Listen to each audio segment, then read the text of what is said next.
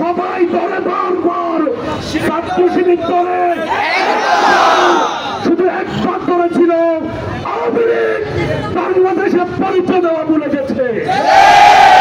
ছাত্র শিবির কোন অছাত্র কুছাত্র টোকাইদেরকে নিয়ে কোন কর্মসূচি পালন করে না।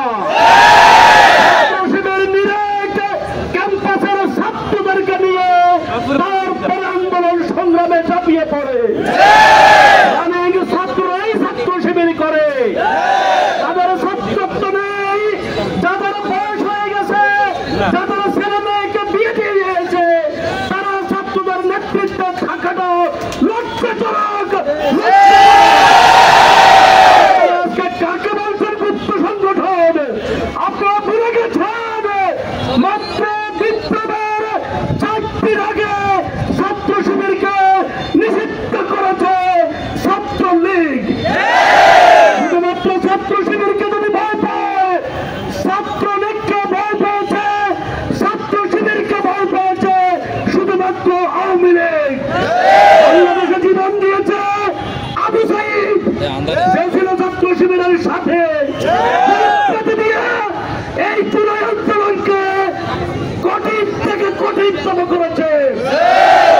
এই লক্ষ্মীপুরে জীবন দিয়েছে সাদার আফগান।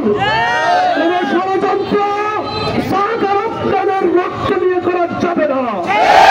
লক্ষ্মীপুরে কোন শয়তানি, কোন সাদাবাজি ছাত্র শিবির সহ্য করবে না।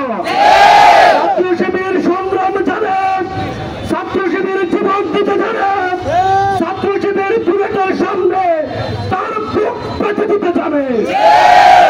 ছাত্র শিবির একটি স্লোগান সবসময় দিয়ে থাকে, ধরে ধরে ধরে না, সবাই দলে বারবার ছাত্র শিবির দলে শুধু একবার দলে ছিল আওয়ামী লীগ বাংলাদেশে পরিচয় দেওয়া ভুলে গেছে। যদি দত্ত হয় এমন যারা ধরবে বাংলাদেশের সকল পেশিবাদ মুক্ত করে এই জমিনে ন্যায় এবং ইনসাফ ভিত্তিক সমাজ প্রতিষ্ঠা করবে।